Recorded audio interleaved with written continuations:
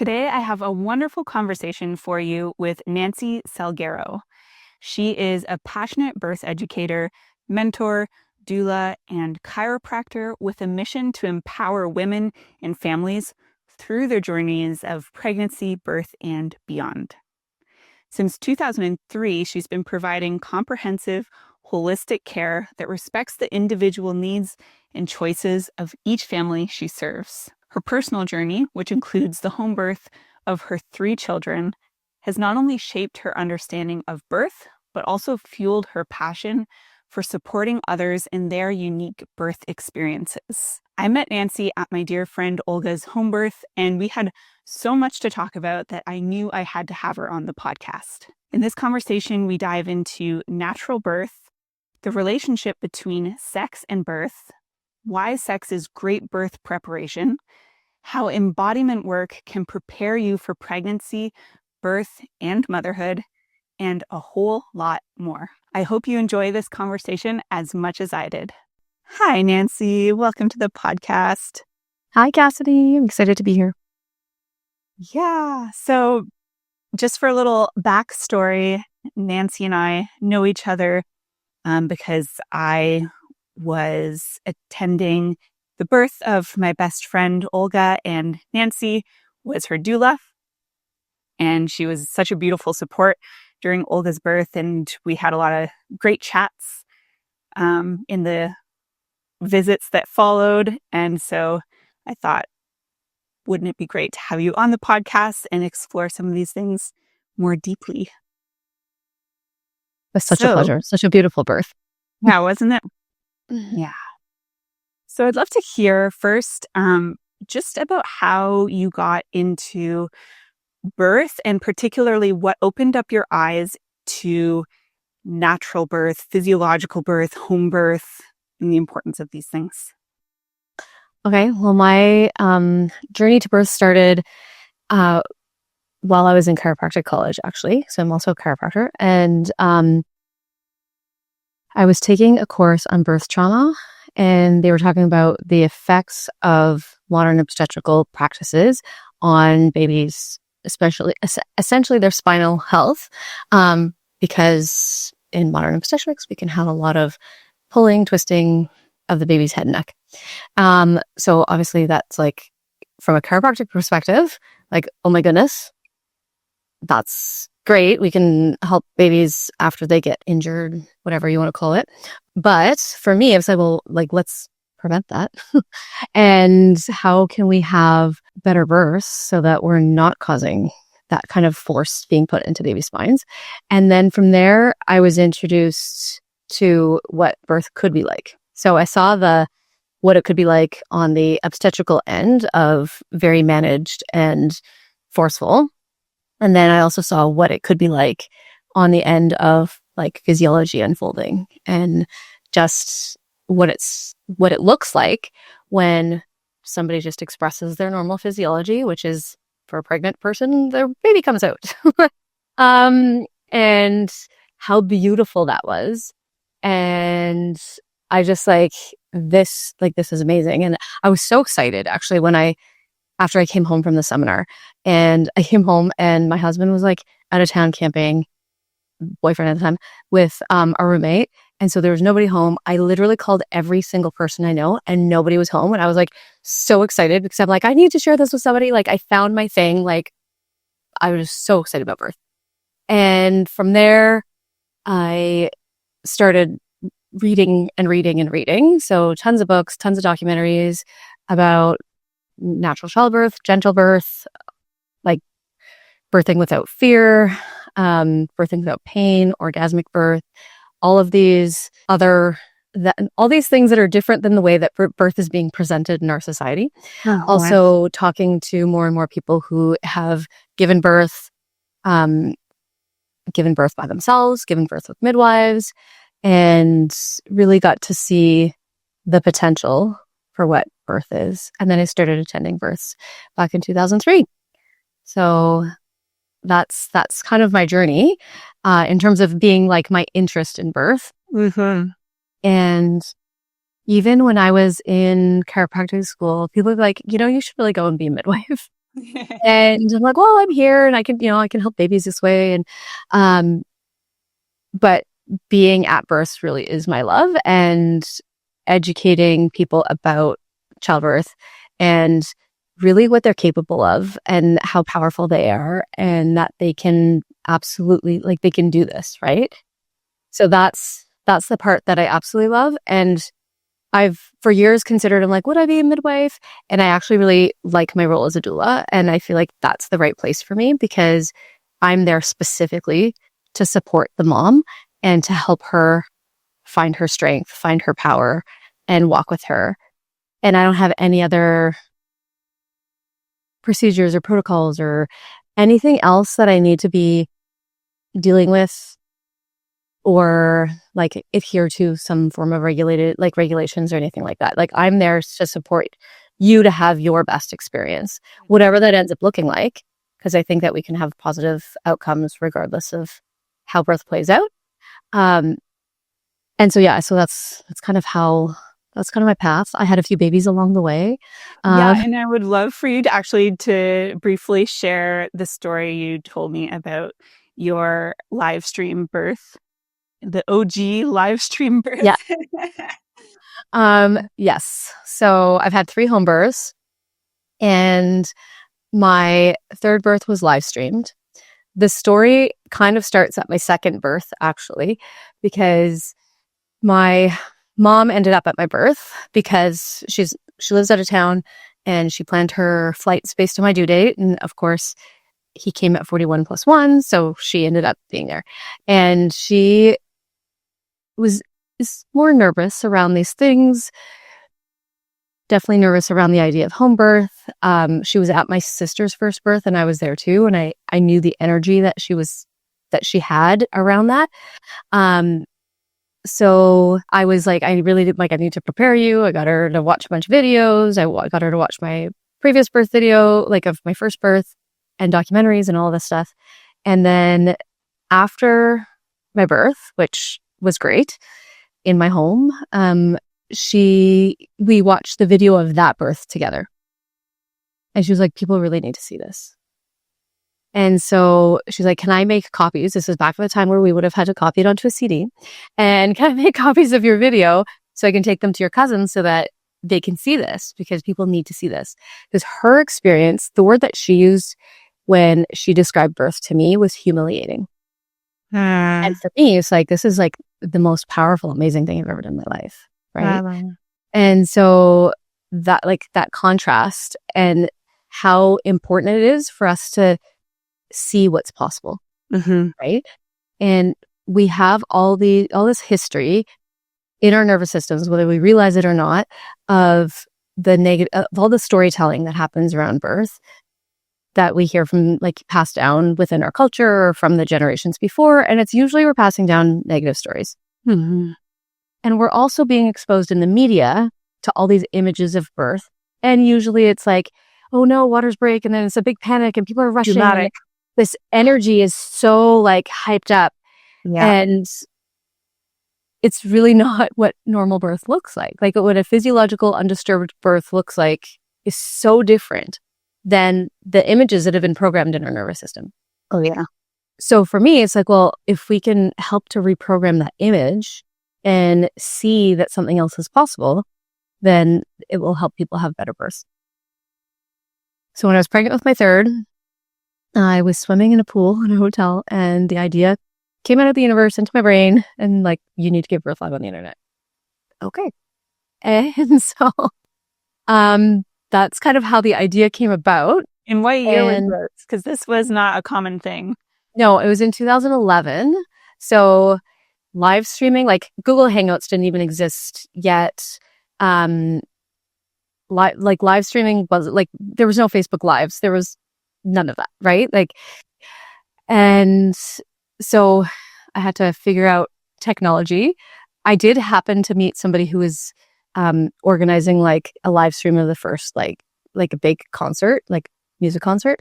And I was like, okay, you need to tell me what you're doing. And so I ended up, there was a site called Ustream. So it was possible. It was just, I don't even know if it still exists, but it might. It's out there somewhere. And I had like my camcorder, because I don't even know if I had a smartphone, or if I did, it did not have the technology to be Probably able to do that effectively. And then to get like special adapter to be able to connect to the computer so that I could, anyway, the quality of the video is not fantastic. But I did live stream it. And one of the things I had somebody tell me during, like, when I was like running the idea by people, like, well, like, why don't you just record it and put it on YouTube after? And I'm like, no, that's not the same. Because like, I commend all the people who've put their birth videos on YouTube, because I think it's important. We need a big catalog of of normal undisturbed births. But I wanted people to see it in real time. I'm like, watching a sporting event after the fact isn't the same as watching it live. And to me, it's easy to edit a video, to curate it, to make it look beautiful, right? And I didn't want it to look beautiful. I wanted it to be real. Like, this is just my process in this birth. I don't know how it's going to unfold, right? I have an expectation and a vision for what I want, but I can't predict the future. I can't predict the circumstances in which I go into labor, or what I'm going to do or what I'm going to feel. And that's what I wanted to show people, is that we can just manage that and just express what our bodies are programmed to express, right? It was a beautiful birth, and I couldn't be happier with all of it. My midwife did not make it in time, because in the end it ended up being quite quick. I had 2 good friends there, and my partner and my kids, and yeah, it was perfect. It's perfect and lovely, and Sounds beautiful, and so amazing that a whole bunch of people got to witness that and expand their awareness of what's possible in birth. Yeah. And it was really global, and it was really cool. The messages I got so many messages of support, and like people from all over the world. Like, I was like people from Germany and Nigeria and like all kinds of places. And I had one man, he was like, his kids were grown, like he was in his 70s, I think. And at a point where he had kids at a point where men weren't invited into the birth room. So he's like, I've never witnessed a birth, not even my own children. And thank you for the gift of being able to actually see birth in real life. Like, obviously it's virtual, but like a live birth. So that was really cool.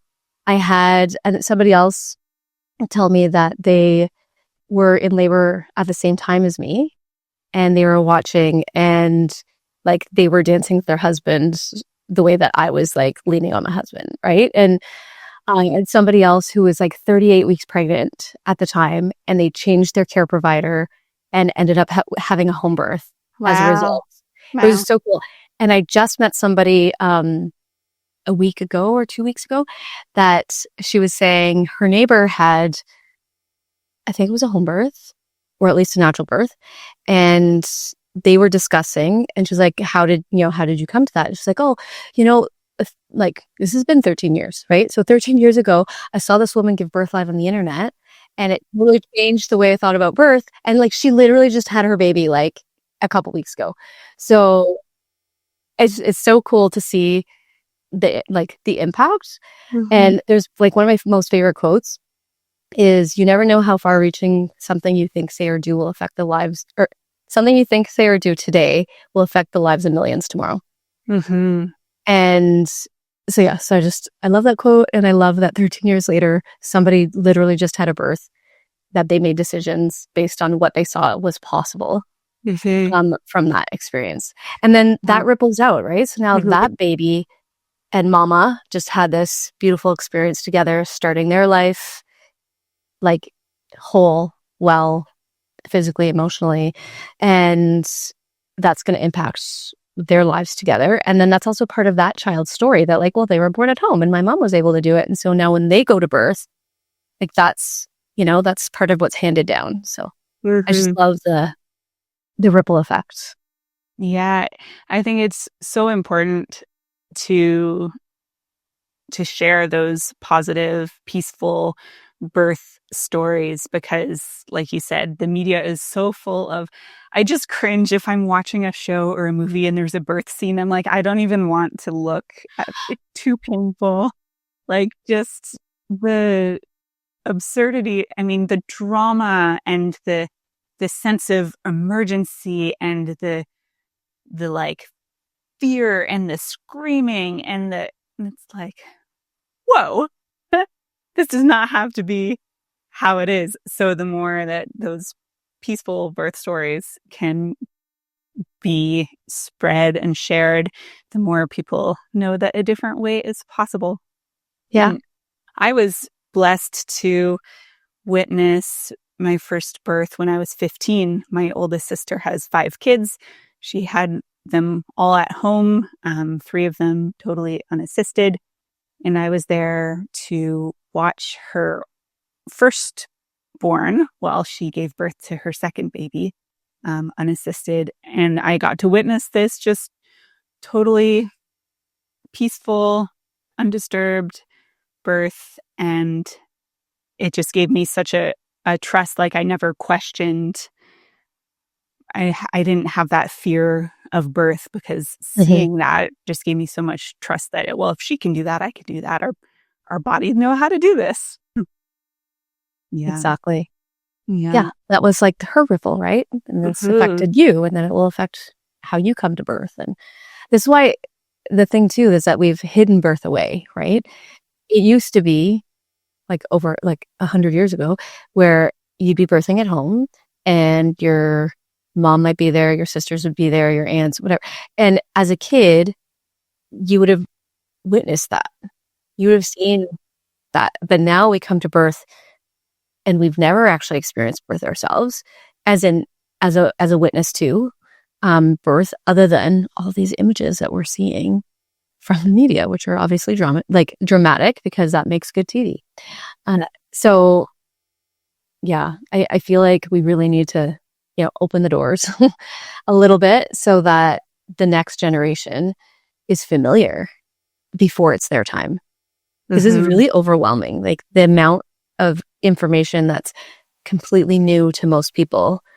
They're pregnant and now they have to process this whole new world of information. And it's a lot to take in when you're in it, right?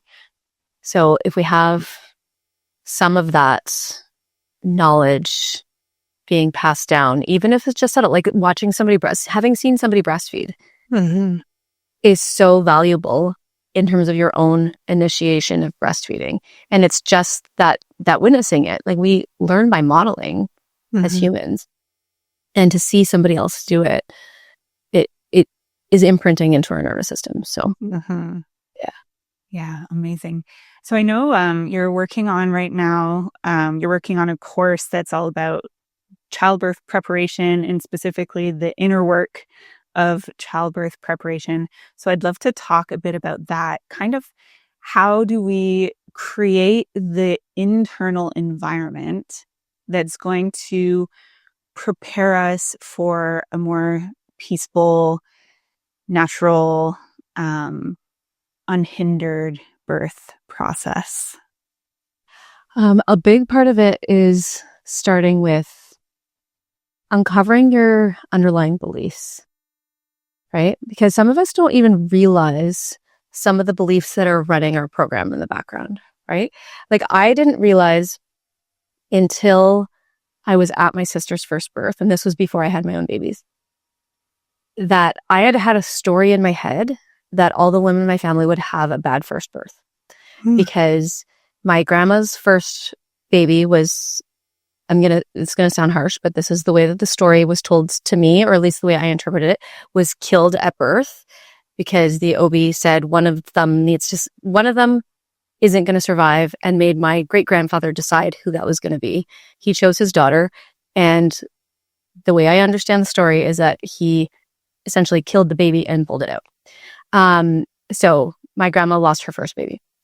My aunt, who would have been her second child, she, her one and only child, was born by cesarean back when they had classical incision. So she had full incision through her abdomen, top to bottom. And in my head, like, it's like, oh, whoa, like, that's, I don't know what happened. I don't know the circumstances that led to that. But as a child, knowing that was like, oh, okay, well, she had a bad birth. And then my mom's first birth was a typical train of medical interventions. right? So it was like induction, epidural, episiotomy, forceps, and her coming out feeling humiliation, right? And so it wasn't until I was at my sister's first birth, and she had a beautiful birth. It was like 8 hours, like no issues, like just a perfect, beautiful birth. And I was like, we can actually have good births the first time. And that's when I realized, I've been running this program in my head that we couldn't. I didn't even realize it was there, right? And so uncovering some of those unconscious beliefs that are running the show, right? And which often show up in fear, right? So fear that we won't be able to handle the pain, fear that we can't do it, fear we won't be able to speak up and advocate for ourselves, fear of what if something happens to my baby, fear of what if I need to go to the hospital if you're planning a home birth, or fear of what if I don't make it to the hospital if you're planning a hospital birth. And there's so many of these fears that are driving us. And until we actually stop to that's just information. Fear is just information. But until we stop to actually look at it and be like, oh, okay, so there's something in me that has concerns about this, and then creating strategies. Be like, well, what would I do if I was in that situation? How can I be resilient? How can I be resourceful? And uncovering that ahead of time so that you don't walk into it and then just let that fear response take over is important. And fear will slow down, even shut down the birth process. Fear will draw out birth processes, or lead to what they might call stalled labor. Fear, I mean, in order to give birth physiologically, your body needs to be in a relaxed state and feel safe. And any fear that comes up, even if it's just your own unconscious imagined fears, that's enough to make your body say, "Ooh, it's not safe to bring a baby into the world in this moment. So let's stop this process. Let's slow this process down until we feel safe again." Exactly. Yeah. Exactly. So that's part of it. Obviously, there's also having tools. Well, one, fear is generally fear of the unknown, which is really fear of the stories that we're telling ourselves that could happen there, right?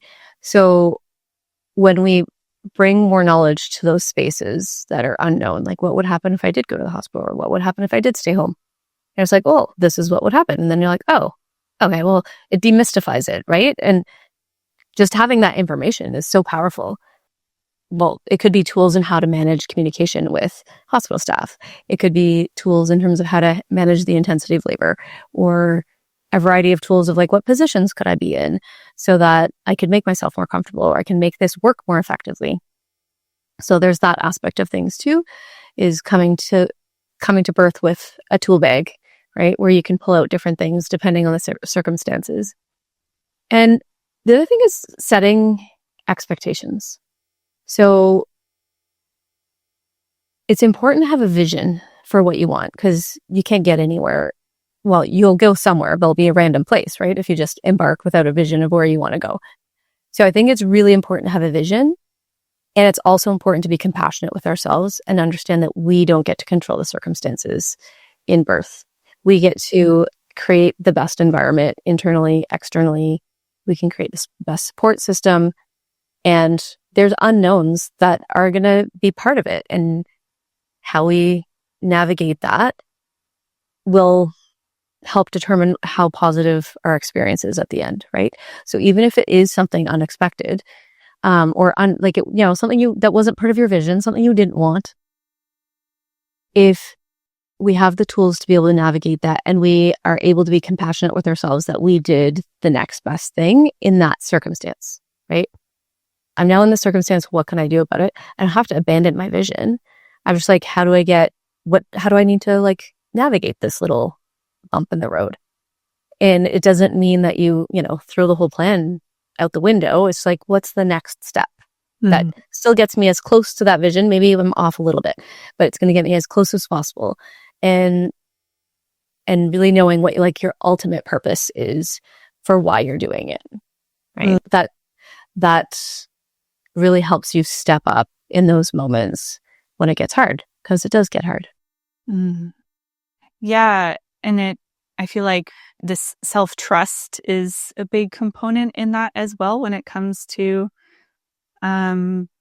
navigating the unknowns or the surprises or whatever. Like, if you've practiced that self-trust, then that can be so supportive in that process, because in the moment you can tune in and feel like, what do I need right now? What would be best? What's most supportive for me right now?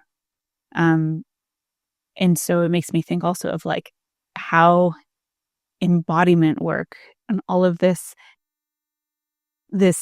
work to deepen inner knowing and self-trust. I mean, it impacts every area of our life, but I can see how much of a support that would be in the birth process. Absolutely. Yeah. Absolutely. And you've touched on a couple things, like the trusting yourself, trusting that your body, all our bodies are designed to function normally as long as nothing's interfering with them. Mm-hmm. Right. And our jobs are to support that normal function. So if you can support that in terms of your internal health, your external environment, then that's like one step towards creating what you want, right? But on top of that is trusting your intuition. Mm-hmm. And we don't value intuition enough in our society. And it's not some like airy-fairy thing. It's actually more intelligent than our conscious ability to process information. Like, we are exposed to so many pieces of information at all times, and we can't consciously think about all the bits that we've been exposed to. But the manifestation of all of that is our intuition, right? And especially in birth, like we're in this culture where we want to like examine and measure and test things from the outside. It's like no machine from the outside, no human from the outside can know more about what's happening in your body than you as you live inside your body. Yes. Right? Yeah. So you're experiencing all the things. You're the fountain of knowledge here. And the person that should be defaulted to when it's like, hey, like what's up right now? Like maybe things aren't moving along. Like, what's up right now with you? Not like I'm going to tell you what's up. Like, no, like you tell me what's up. Mm-hmm. Right. And like, where are you? Like, what's happening inside? Like, we go to, strange places in our minds when we're off in labor land. And maybe there's like a whole dialogue that's happening in there that's like, really, you're walking through the gate of doubt and it's holding you back, and you just need to express that and share it in a safe place without being rescued. And then that's like allows you to move on to the next step and to keep going. Right. So yeah, we really, that self-trust, both physically and like emotionally, intellectually, is so important. And to know that another thing that is kind of a thing in our culture right now, or at least this is what I'm seeing when I'm like seeing posts on social media and stuff, is, oh no, just trust whatever the doctor says. Mm-hmm. Just do whatever. Is they are humans. Mm-hmm. They're not all-knowing beings. They are not in some hierarchy above you. Like, as a birthing woman, you are the top of any, like, I would say no hierarchy exists other than the fact that the woman is at the top. Right? That is the only hierarchy that exists. Everybody else is there as her servants. And we've got this like in every realm of like, you could be talking about, a wart on your child's foot or something like that. It's like, oh no, don't talk to other mothers or other people who may have experienced this. Only talk to your doctor and default to whatever they say. And I feel like that's actually quite dangerous. Like, there's so many stories within all realms of healthcare where it's like, no, I had to advocate for myself. Or like, I'm the one that found the diagnosis of my child's strange genetic disorder because none of the doctors even knew what it was. And I had to go deep diving into the literature to find it. And I'm not saying for myself, that was a friend. But this whole just like default to somebody else, instead of owning your own ability to know and to acquire the resources or to ask the right people. And maybe that those people are the right people to ask that information of as consultants. but not as dictators of what happens next or what has to happen or what you need to do, or that you need to modify yourself in any way as a result of the information you're getting from one of the people that you consult with. Yeah, it's Right? a big difference. And I feel like that's kind of what sovereignty is about. It's not that you totally disregard something a doctor says or any other, you know, expert in a subject says. It's just that you're not deferring to what they say as, well, that's just how it is. You are staying rooted in your own inner knowing, your own trust, and you're developing your discernment to seek out the resources from the appropriate people, and then to process that information in a way that, you know, it gets filtered through your own inner knowing and your own values and not just taken as law. And to me, that's sovereignty. Exactly. Yeah. Exactly. Awesome. So you mentioned actually earlier, you said something about the gate of doubt, and it reminded me of just the language you use there as birth as a rite of passage, and, you know, the kind of gates that we can walk through throughout the pregnancy and birth process. So I'm just curious if you have anything that you want to share around the kind of rite of passage and how birth can be that empowering transition into the next phase of motherhood. Yeah. Birth really is a rite of passage. And I feel like it's meant to be challenging so that you rise to, it's the hero's journey, really, right? Like, it's like you get a call to do this thing, and you might deny the call and be like, no, I don't think I could do it. I'm not going to do it. And then you're like, no, I'm going to do it. And then you embark on this path, right? And the path isn't linear. It's not like this, okay, well, no, I'm just going to go from here to there, and that's that. It's this like meandering labyrinth where you think you're getting close. So no, you're further away than you thought. Like, and am I lost? Am I on the right path?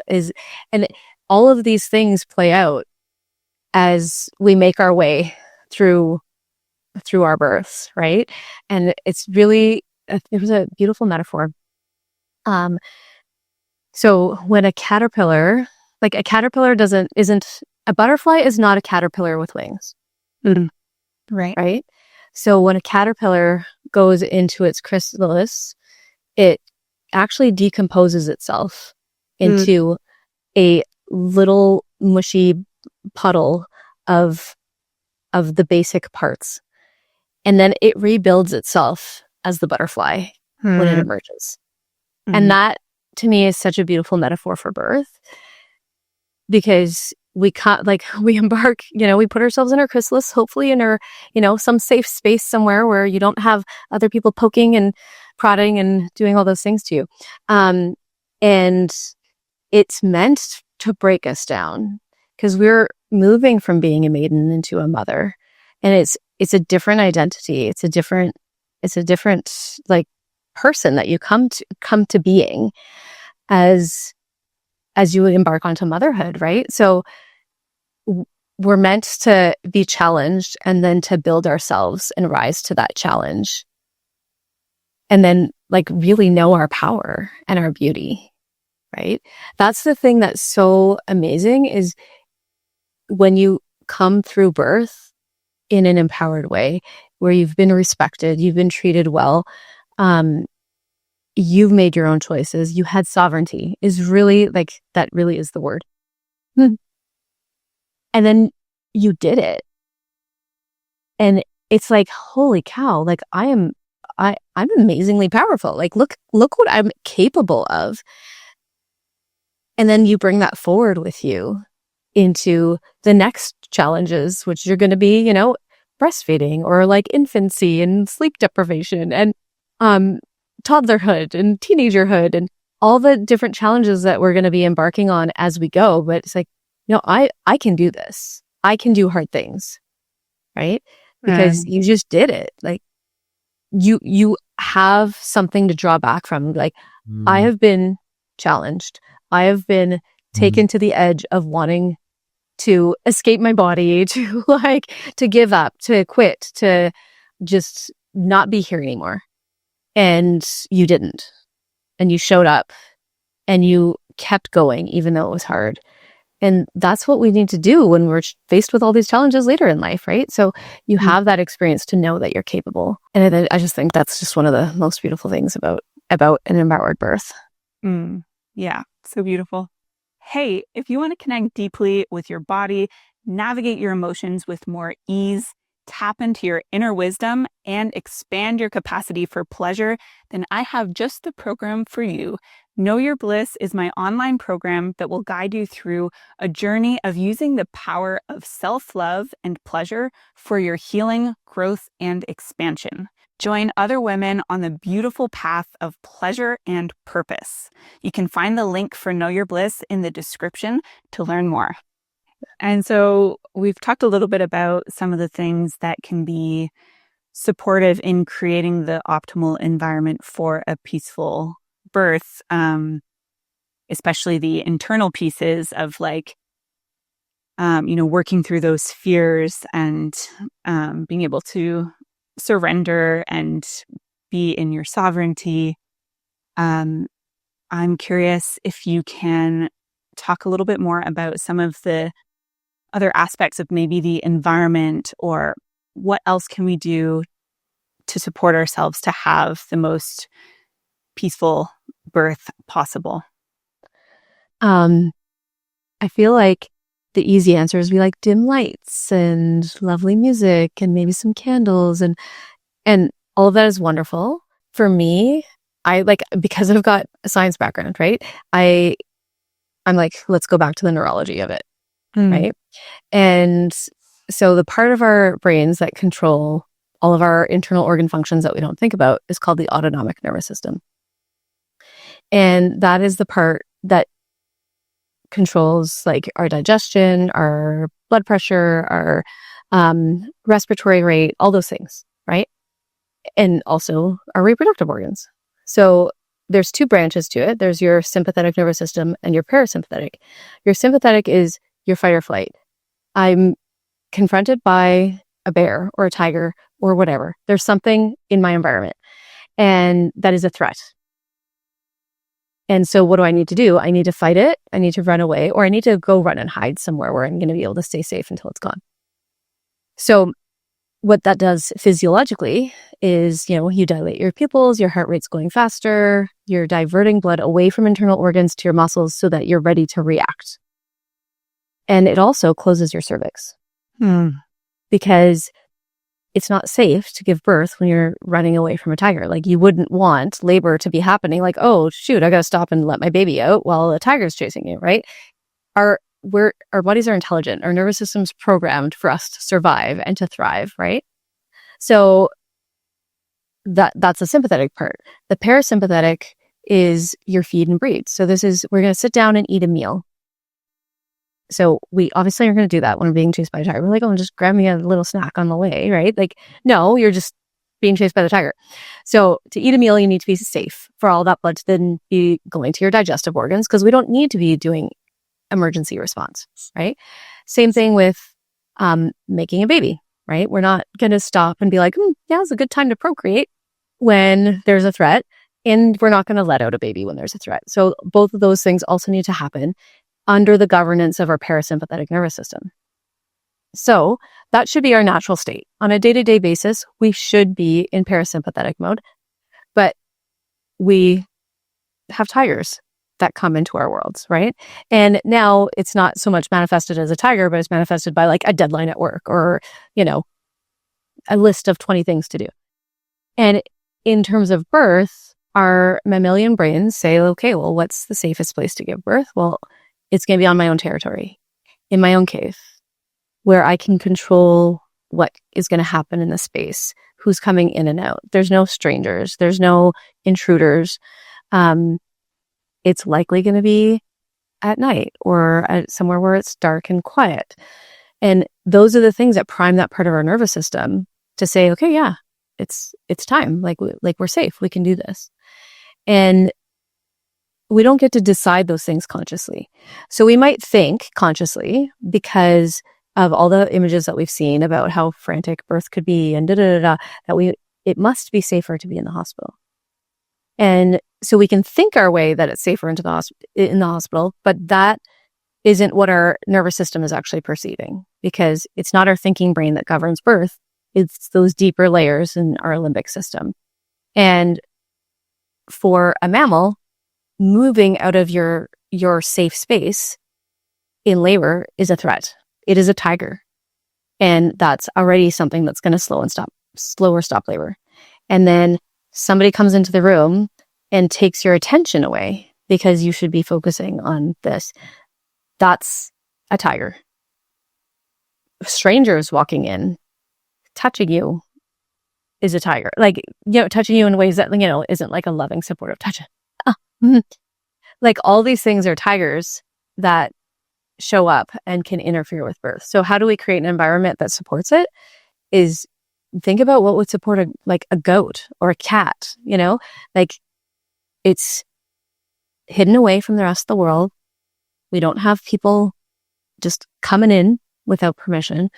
We don't have anybody coming to just like touch us unless it's somebody that is trusted and we want there.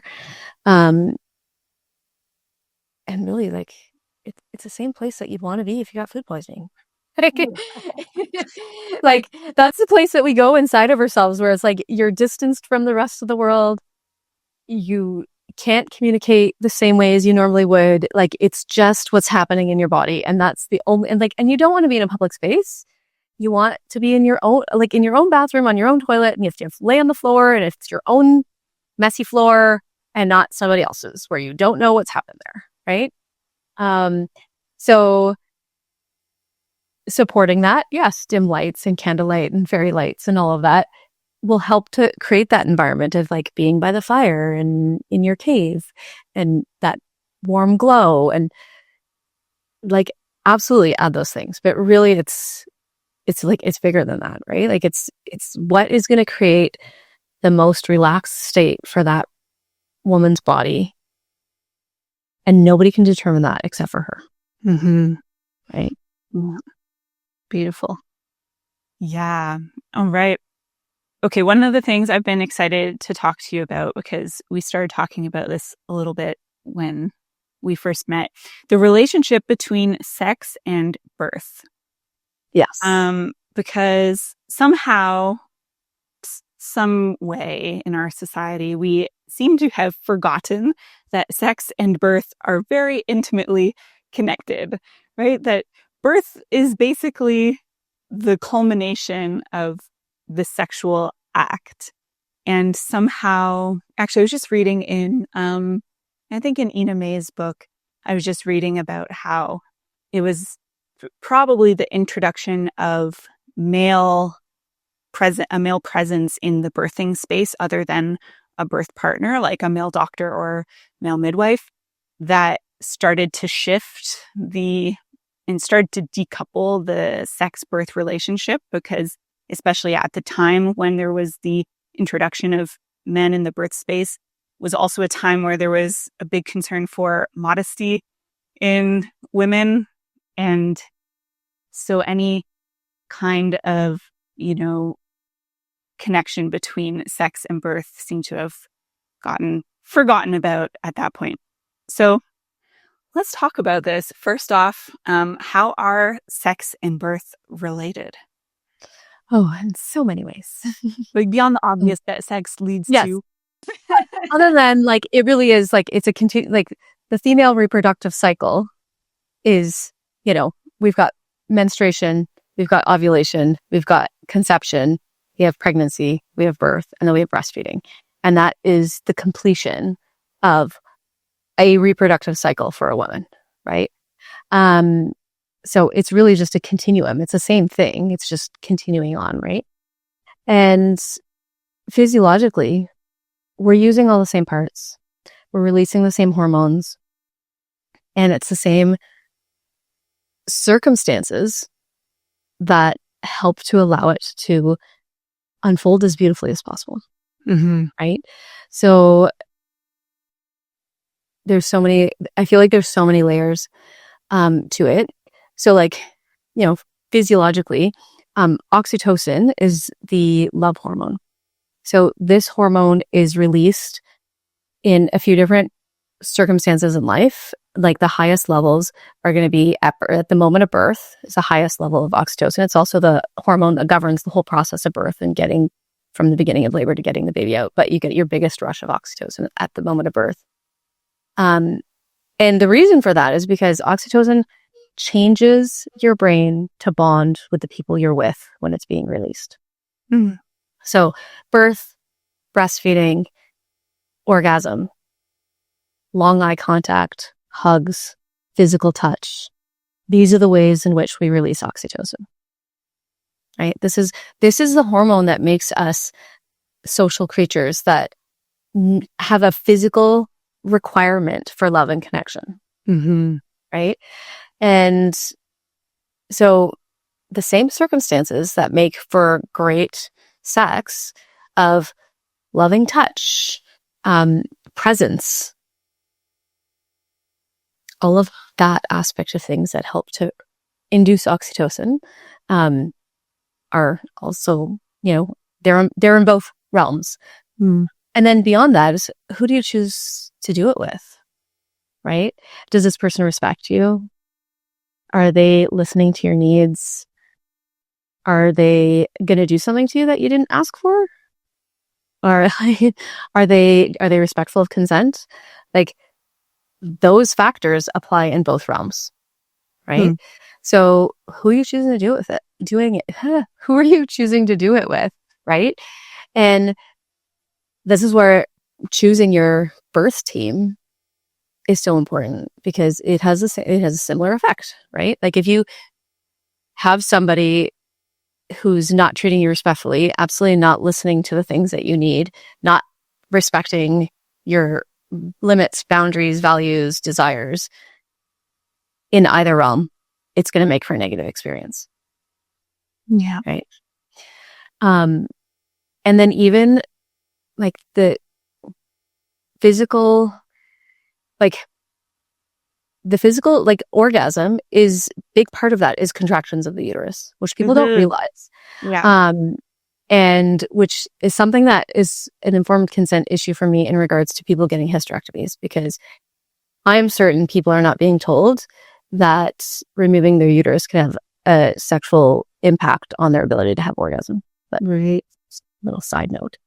Yeah. But and we're using all the same body parts, and we're stimulating them with the same hormones. So really creating the same type of environment that you would create for a healthy sexual experience is the same type of environment you're going to want to create for a healthy birth experience. Like if somebody walked into the room while you were having sex and they're like, yeah, no, that's not the way I want you to do it. You're not doing it fast enough. And if you don't finish in the time that we've determined, we're going to make you finish. And whatever means we have available to us, we're just going to do that to you. Like, that doesn't work. And it should be considered just as crazy in the realm of birth, that somebody else is going to come and do things to your body and put their hands inside you, and without you being like, yeah, I want that. Right. And another aspect is also desire. Mm. And I think as women in general, we are not conditioned to be okay with just desire, right? That it's okay to want things, Yes. right? Oh my gosh, that's so much of what I work on with my clients in coaching. It's like the first thing we do is like owning our desires. Yeah. So much agreeing there. Yeah. I literally was having a conversation with a friend a week ago, and she was having a hard time or whatever. And at one point in the conversation, I'm like, it's okay to want. And then she finished the sentence. I'm like, no. My sentence was complete there was a period there. Like it wasn't, it's okay to want that. It was, it's okay to want. Yeah. Like it's okay to have desire and to actually just want. Like that's okay. All by itself. And so having a desire for what you want in sex will make it better, right? Mm-hmm. And having a desire for what you want from your birth will also make it better. Mm-hmm. Right? Nice. It's okay to have a desire about that. Mm-hmm. And it's not selfish and it's not self-centered and it's not, it just is, and it's perfectly valid. And you are a valuable, important part of this process. And your desire and your want and your need is equally important to the other party that's participating. And in the case of birth, the other party is your baby. And in the case of sex, obviously, it would be your partner. But it's not one over the other. It's both. And so much in birth, we pin the mother and baby against each other. And it's like, oh, but if you want that, well, then you're going to harm your baby or you're putting your baby at risk and you're just being selfish. It's like, no. It's about both of us. It's not about one versus the other. It's how do we support both of us to come through this as best as possible? Mm-hmm. And obviously for sex, right? Like if you're like, oh, well, oh my God, I just read a story on Reddit. It's like, my husband is offended that I want to buy a vibrator, but he won't do any clitoral stimulation. It's just penis and vagina. And I've never had any pleasure from sex with him. It's like, no, like it can't be one-sided. That doesn't work. It's about both. Yes. Wow. Yeah, that's amazing. So there's so many layers of connection. And one thing I'd love to dive a little more into is the inner state, the process that leads to really good orgasms and how that might prepare us for the birth process. I'm curious your take on that. Yes. So, well, if we think about what helps us to have a good orgasm, right? You want to be present, right? Like if you're thinking about your grocery list and you're like, oh, I got to call that person back and you're not present to what's happening in your body, it's not going to be the same experience, right? So, really bringing yourself into this moment and not trying to be at the finish line, right? So much of the time we're like, in our heads, we're like at the end and you're working towards the end. And it's like, no, just be here in this sensation, in this moment, right? Focusing on your breath, allowing intensity and not running away from it. Yes. Right? And just like being present with it. And, which might mean bringing your breath to it, or it might mean vocalizing and making sound. Or maybe it means that you need to shift position. Maybe you need to use your body a different way. Or maybe not even because of intensity, just because of, variety and pleasure, moving your body in different ways. Right. And just staying open to allowing what's there without controlling it. Yeah. Right. Surrender. And all of those things are the things that make for great birth. Yeah. Right. Like being present to this moment, and you don't have trying to be at the end really makes it hard to be where you are. And you're not getting the fulfillment and the amazingness that comes from the place that you're at. Right. And, so just like being present, focusing on your breath, being mindful, allowing the sensations instead of trying to run away from them, using your sounds. Like if you watch a video of an undisturbed birth, it sounds very much like a video of sex, right? Like really, if you just play the audio, that'd be an interesting experiment to see how many people could decipher which was which. And really, like, it also helps to transform the sensations. Like when you're in labor, if you are like, okay, I'm going to make sexy sounds, even though they sound sexy anyway. But like taking that sensation and transforming it within your body, that this is a good sensation. I want this sensation, inviting the contractions. And then like using that same trying to come from that same place as you would during sex, of like making the sounds from a place of pleasure. Because like a sensation's just a sensation. You can decide how you want to judge it and how you want to label it.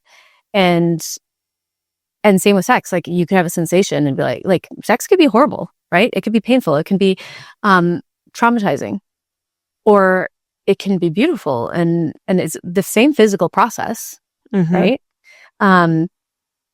But it's the context in which it's happening and what we do with the sensations that we're having, right? And in both situations, it can bring up other stuff from the past. It can bring up other experiences, other limiting beliefs about our bodies, about ourselves, about our self-worth, and all of that. It's just it's all in there, right? And like any embodied experience, really, like all of those other things that are in our bodies can show up, right? Yeah, because we're getting out of the control and structure of our everyday mode of thinking from like the neocortex, and we're getting deeper into those deeper parts of the nervous system, and we need to be in that space in birth or in a really like surrendered orgasm. And so when we're in that space, other things can arise, which is also why pleasure can be such an amazing tool for healing, which is what I teach about.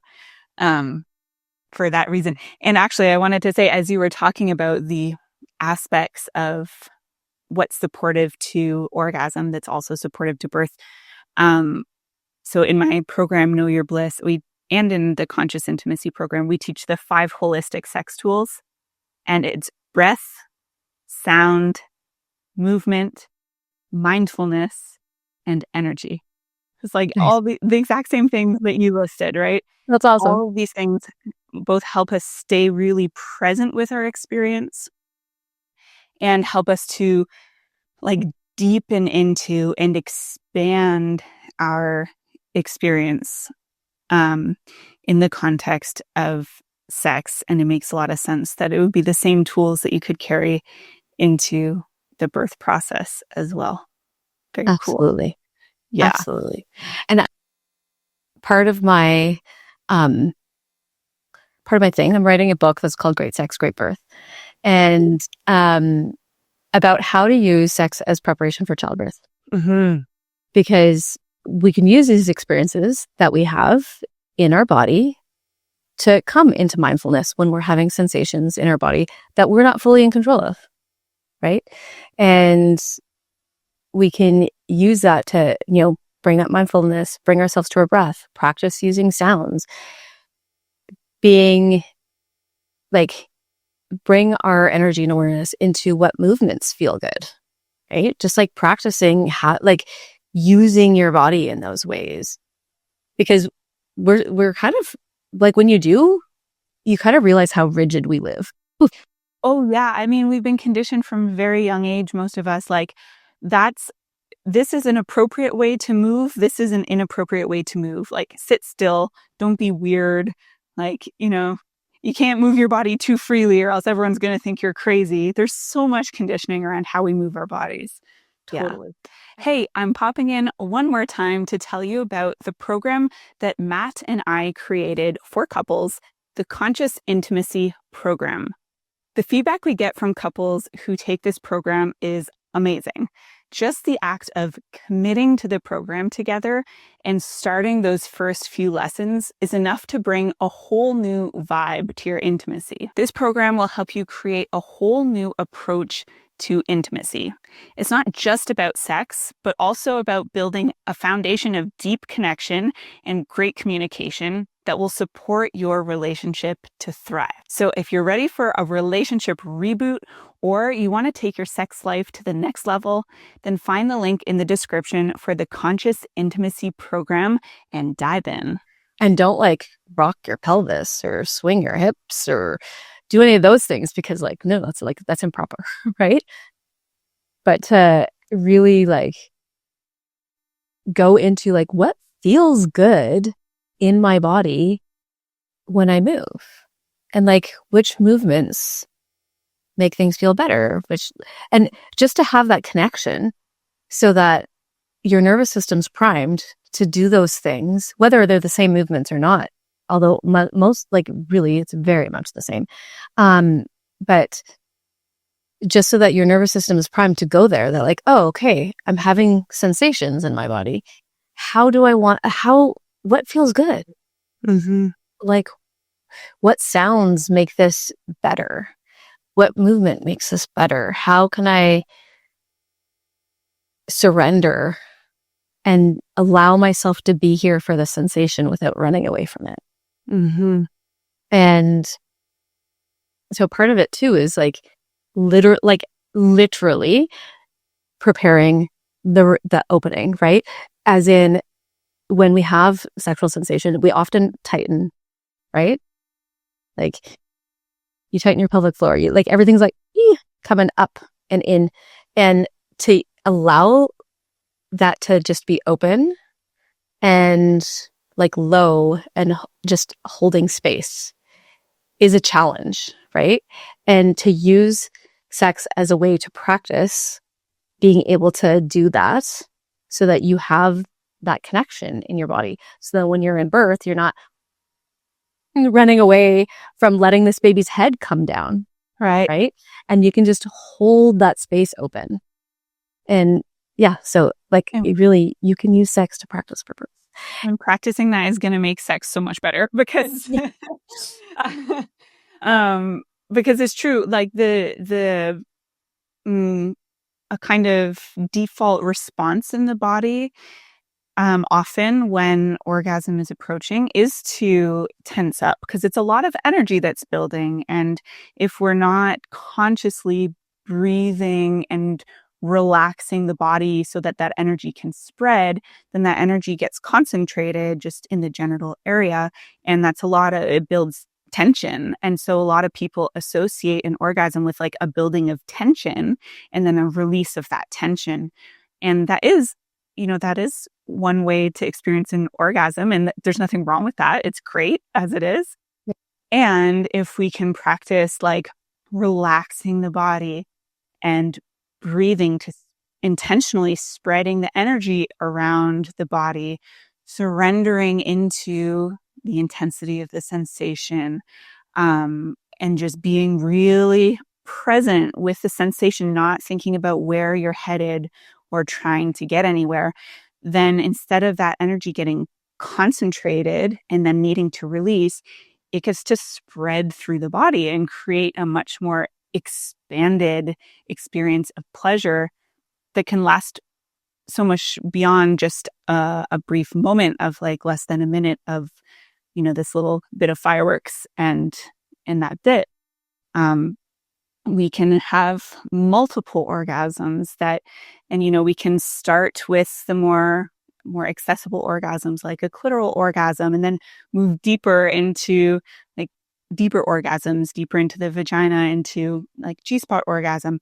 And then I wanted to ask you your thoughts about cervical orgasm.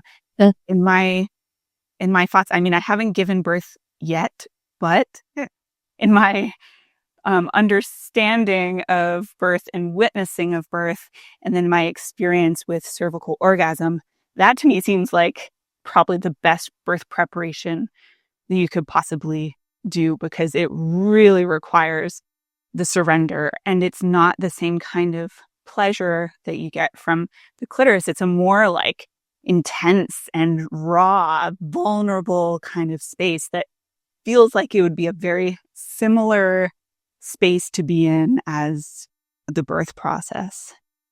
Yeah. That's my answer. Yeah. Like obviously like your cervix is a big part of what's happening in birth because it needs to thin and like move away.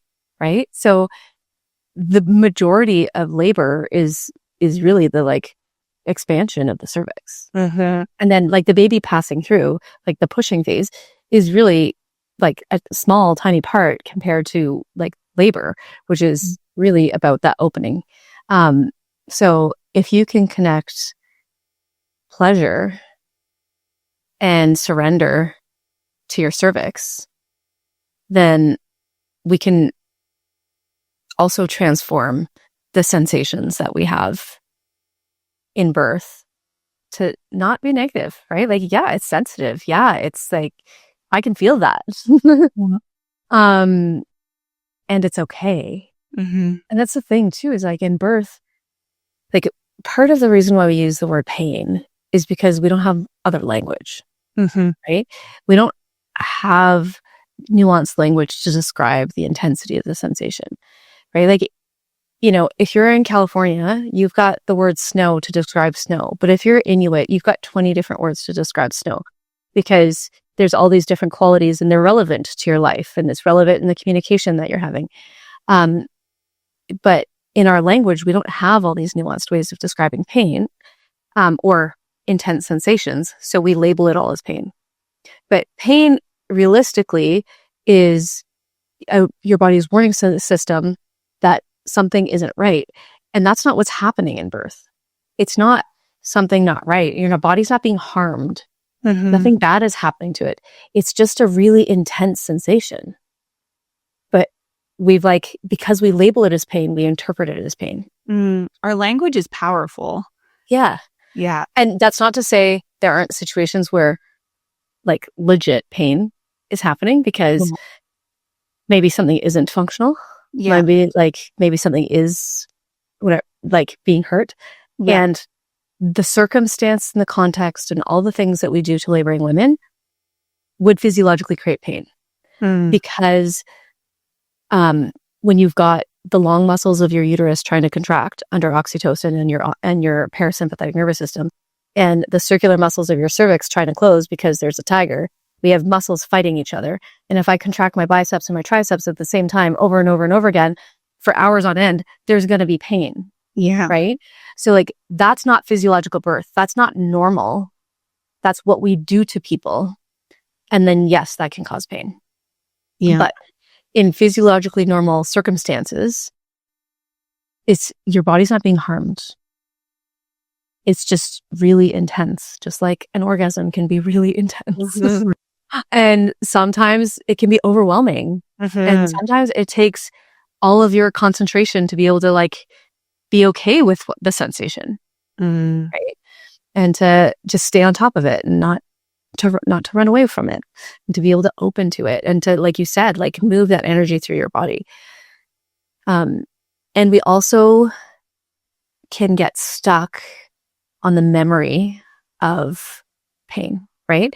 So in labor, like the way that manifests in labor is like, okay, well, that thing was really intense. I interpreted it as pain. And now the next time I have a sensation, I'm going back to there. And I'm like, oh no, this is pain. And it's like, even though this is a different sensation, this is a different moment. And instead of just receiving what's happening now, you're stuck in the memory of before. And we can absolutely do that with sex too, right? Like, oh, well, that was painful. So before you even get a chance to really be in it again, you've already like had that response of like, no, and then you create pain. Right. Because that tension that you create from the fear of the pain is going to be what leads you to having the pain. Yeah. That makes a lot of sense. Yeah. And if you think about it, like what you're saying about pain versus intensity, and this being like, you're not being harmed, nothing is actually wrong. It's just intense sensations. And if you think about it, there's nothing in our body that when it's operating in its natural intended way without interference that would have pain, right? It's like all of the other processes of the body happen without pain unless there's something disturbing it or, something that's unhealthy about it.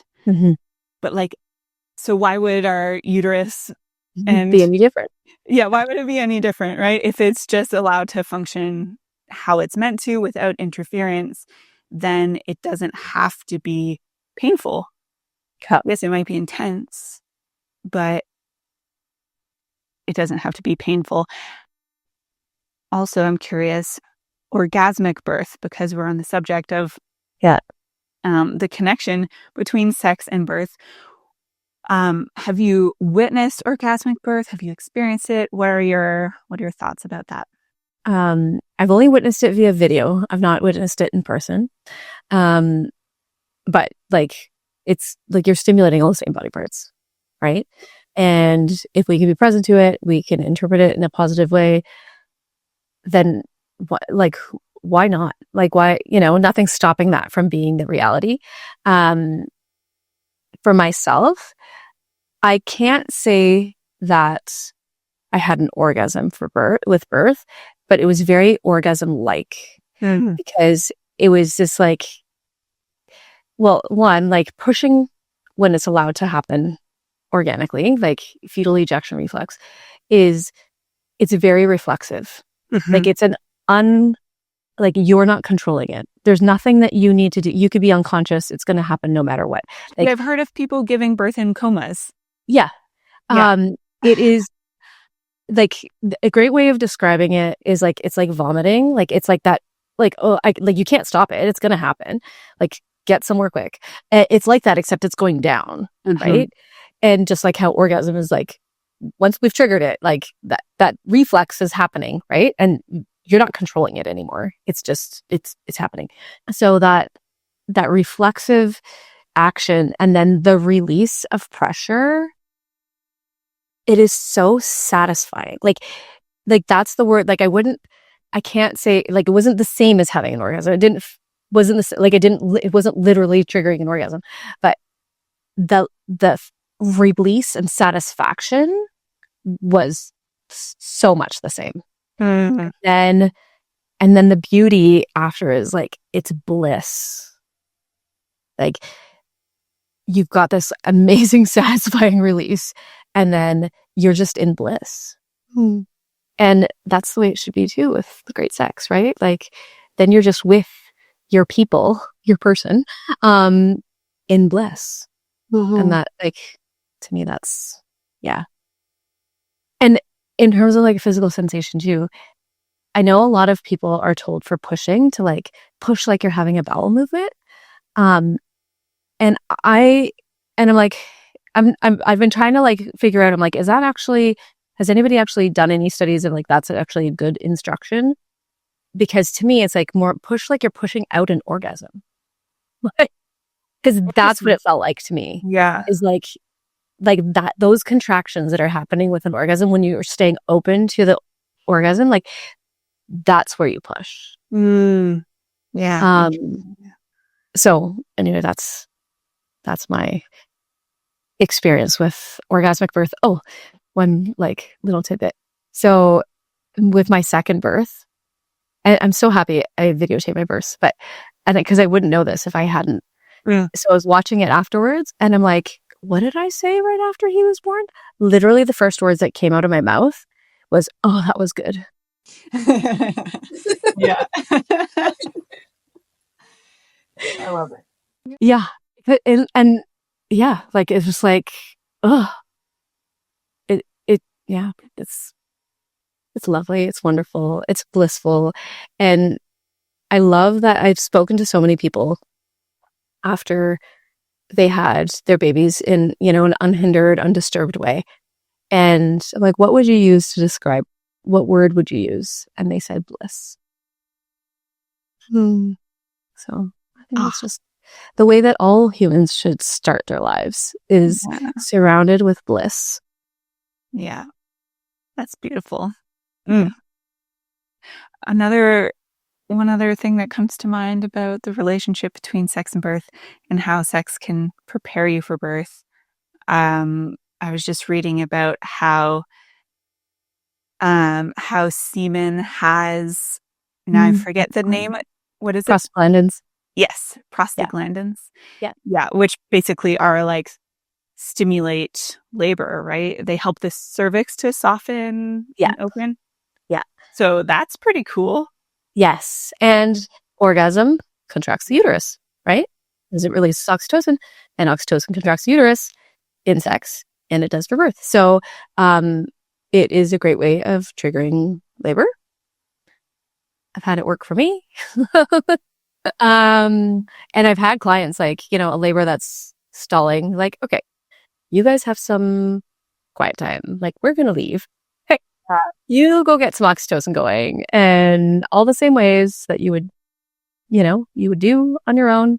And well, hopefully that helps move things along. And that's another reason that it's so nice to be in your own space, is that you have the freedom to be able to do that. You have your own bedroom, you have a door you can close, you can do what you need to do. You can go have a bath, you can have a shower, you can have tea, like whatever you need to make you feel good and at ease, you have it right there. Yeah.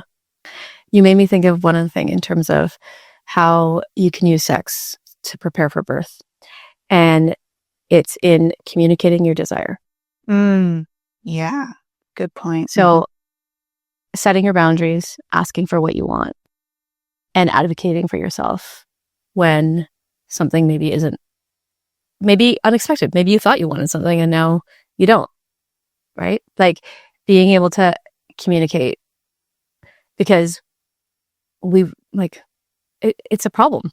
Like it really is a problem in terms of being able to speak up for ourselves. Like we're more likely to speak up for somebody else than for ourselves.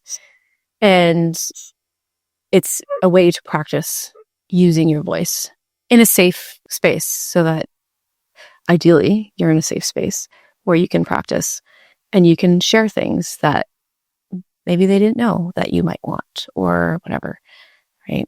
Because a lot of people have challenges with sharing their desired birth plans with their care provider, because then they are afraid that, well, what if I offend them, or what if I whatever, and what if they don't support me, what if whatever. And it's like, you need to practice speaking for what you want and for what you value and what you need. Yeah, and recognizing that can change in the moment, right? Because you can think ahead, but once you're in the experience, that's when you'll really know what will feel most supportive to you. So, being okay to ask somebody to leave the room and not being concerned you're going to offend them, or please stop doing that, or get me this, or, just speaking what you need. Yeah, Exactly. sex is a great place to practice that, that's for sure. And that has ripples into also every area of life. Yeah. Yeah. And all of this, like, it really just then follows to parenting, right? Like, you're a new mom, you need support, speaking up for what you need. And it's okay to ask for things for yourself, right? And purely just for yourself, right? It's not for anybody else. This is what I need for me. And that's okay. Yeah.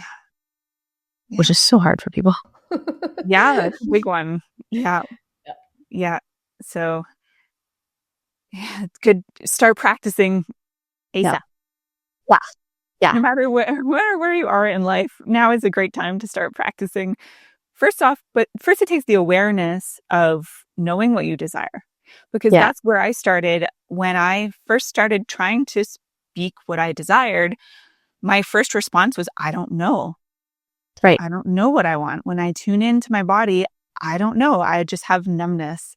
And so the first step in that is actually getting attuned, developing that body-mind connection, developing the connection to your desire to even be able to then communicate it. Yeah. Yeah.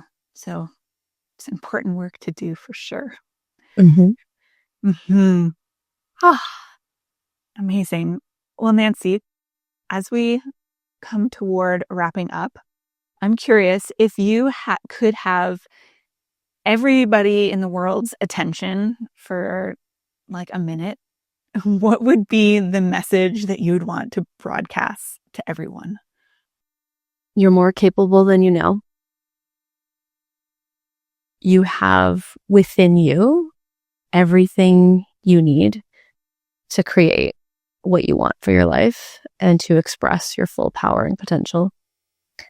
And you're resourceful and can access either within yourself or in your community, everything you need to create the life that you want to live. Yeah. I love it. Beautiful message. Oh. And if anyone listening would like to connect with you, where can they find you? They can find me at on Facebook. I'm Your Birth Coach, Dr. Nancy. Instagram's Your Birth Coach Nancy. I'm also on YouTube. If you look up Your Birth Coach, you'll find me. Or my website, yourbirthcoach.com. And you'll be able to find a guide for the 5 secrets to having a joyful birth. Beautiful. So you can download that. Amazing. And I'm excited to see what comes of the course and the book that you're working on, that you're in the laboring process of. Yeah. Yeah. Been gestating for a while, and yeah. It's time to birth that baby. Yeah. Yeah. Amazing. Well, it's been such a pleasure connecting. I feel like we could talk for another 2 hours. There's so much to explore, but I really appreciate this conversation. Really enjoyed it. Thank you so much. You're welcome. It's been lovely. Thank you. Mhm.